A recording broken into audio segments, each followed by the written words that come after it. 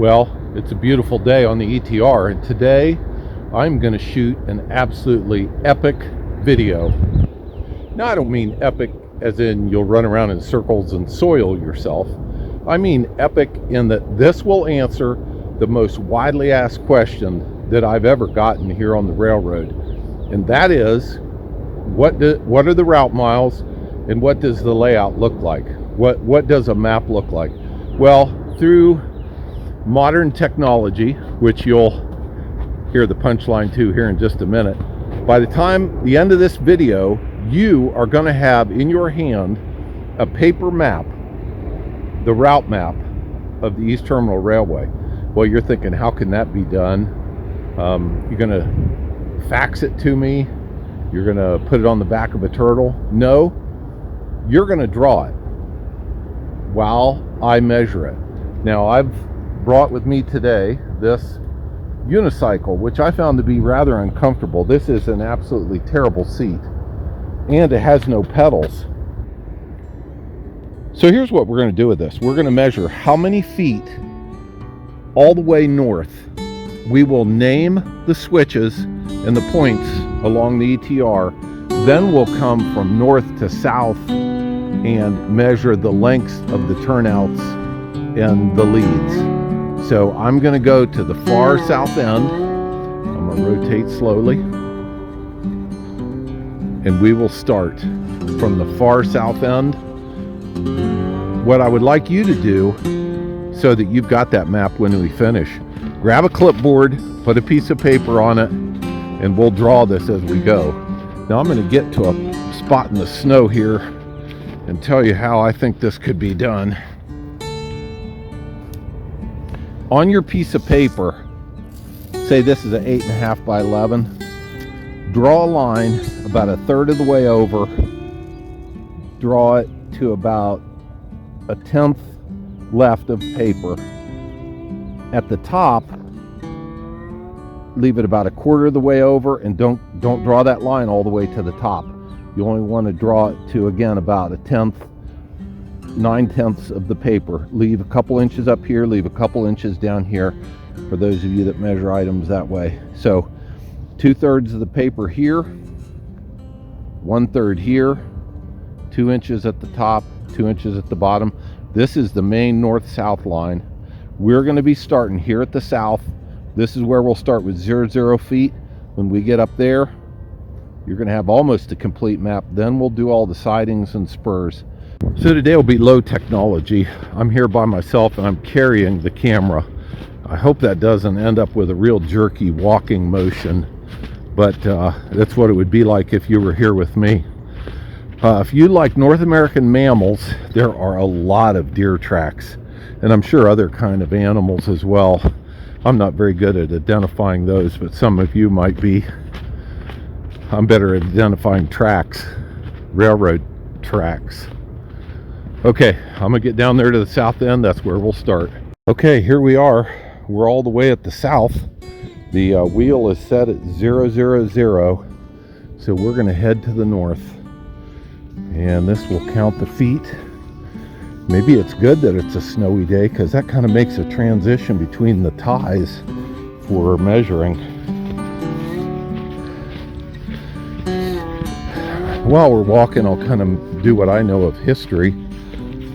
And I heard that this siding down here was never used. It was put in place for what was called the shingle plant. And I don't know what changed or why they never got cars. Honestly, I don't even know if that's true or not, but that's what I was told. So we're coming up on that switch, which I want you to label as the shingle plant switch. I'll give you the feet, and then we'll keep going. We'll have a running total by the time we get to the end, but then you'll have this dimension. And you know, I think we'll go right to the switch point. That's where we'll do all the measurements from. The beverage for today is a bottle of water, which I'm gonna have to jump so I can carry it in my pocket. I couldn't carry a coffee and do this. Okay, we are coming up to the switch point on the shingle plant lead, and our feet 329. So on your paper, starting south to north, write down 329. We're going to come back and we'll measure that lead. But see what I'm doing? This way we keep a running total and we're not doing a bunch of math. I respect mathematicians, but I never claimed to be one.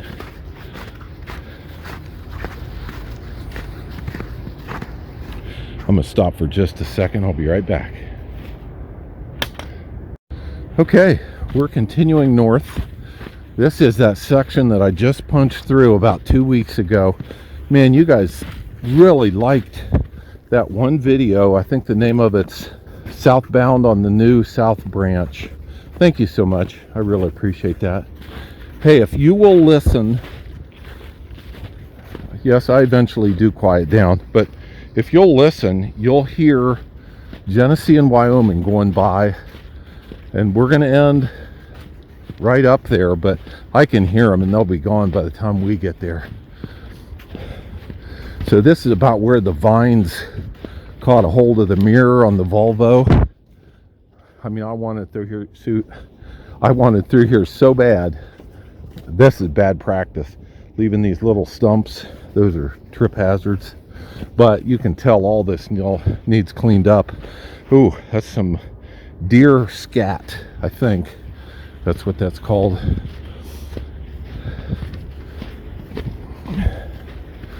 Well, up in the distance you can see the bakery lead.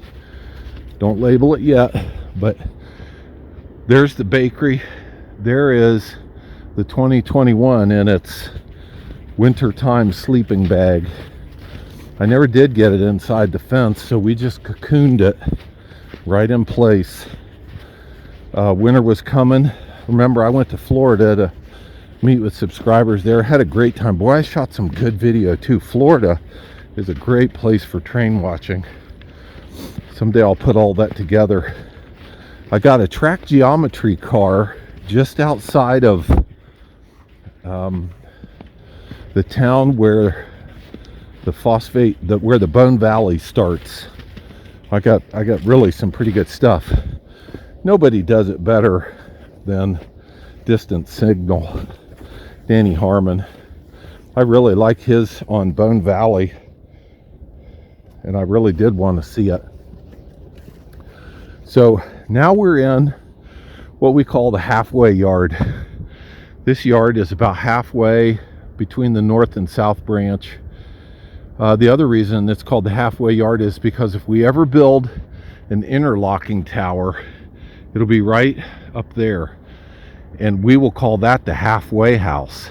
So in a sense, it'll be, where is Brian? I haven't seen him for a while. Oh, he's back in the halfway house. Okay, we're coming up to the bakery lead switch point, and there's a jet going overhead.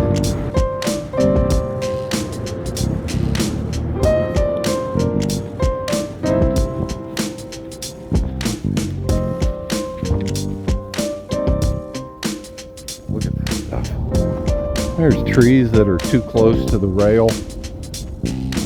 There's a lot going on. But you know what? Pretty soon this will thaw out and be excellent weather for resuming railroad operations. This really isn't a track inspection trip because you can't see the ties so well. So we are coming up on our second measurement. By the way, I'm not writing these down. You guys are. You're the ones with the clipboard. So I don't even have these dimensions yet. Here is the switch point for the bakery lead, and our number is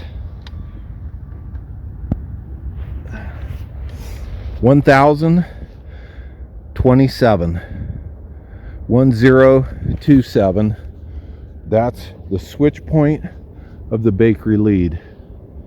Now when we come back, we'll measure the bakery lead right from that same switch point. So you'll have dimensions on all these. Now we're at the halfway yard. But we've got to label these right here, and there is an American flag, of which I am very proud. But it's kind of an irony that these 3 leads right here are going to be called Canada 1, 2, and 3. That building right there is owned by a Canadian firm, and I do not own that building. If I owned that building, when the property tax bill came, there would be the sucking sound out of my checking account, like when you try and finish a milkshake and there's very little left at the bottom. That's even the property tax on that building I couldn't afford. So I don't own that, won't own that, but I would sure love to serve these tracks. We'll label them.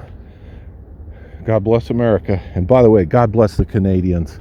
I love freedom. So Canada, you are setting an excellent example, in my opinion, of a quest for freedom. We are coming up on the switch point for what we will call Canada 3. Switch point, Canada 3. Dial reads 1121. Continuing north.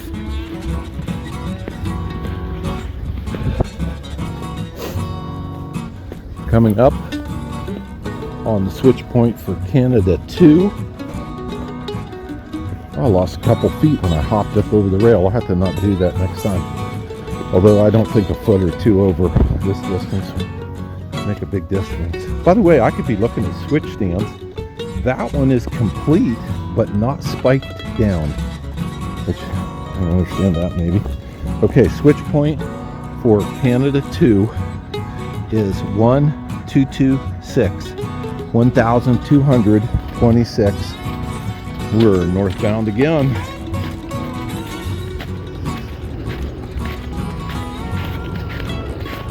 This, by the way, we can look at it when we come back, but this is that area I prepared to unload the locomotive. Seems like a long time ago, but it wasn't. This right here is where it'd be fun to have a brick interlocking tower. Oh my gosh, would I be in there, feet up, pot of coffee, dozen donuts in my own interlocking tower? Are you kidding me? Heaven on earth. Well, this is where this plan derailed. I had 2 quality problems with the video. I started having battery issues, and also when I took off walking from the halfway yard, I was really getting with the program, and the camera bounced around so bad that I just felt like I couldn't use it. If I'm talking about delivering quality switching services and I can't produce a good video and I'm all right with that, then I see a problem. So I said, no, this is not good enough for the ETR Nation. I'll redo this. I'll come back with a much better video in part 2. Here's a little sample of what that really jerky looked like to explain why I wouldn't produce it. So now we're headed into a place where many of you know really well. This is Death Valley. This is where, right up here, the rail drops by about 2.5 inches, 3.5 inches maybe, over a length. Well, ain't nobody got time for video quality like that, but I will keep my word, and we'll complete this map today.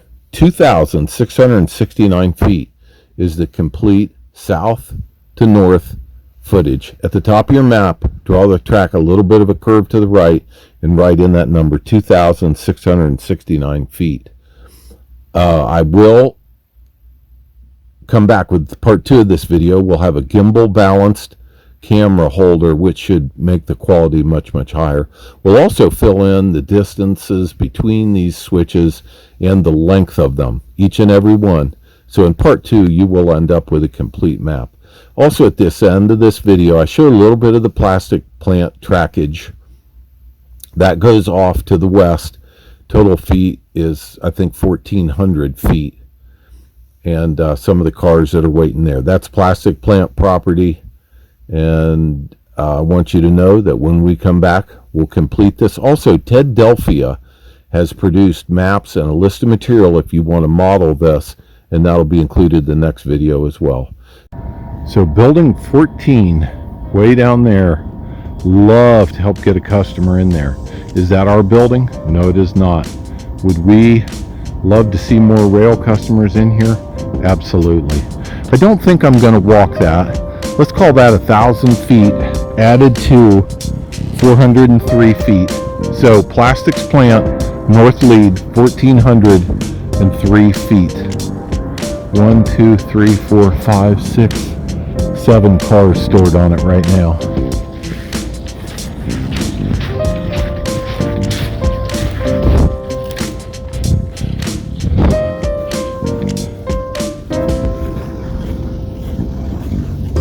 Oh, I could have stopped and looked at the graffiti on this car. I know a lot of people like that. That's kind of neat. Looks like it was done a while ago. It's faded. Long road ahead. The long and winding road.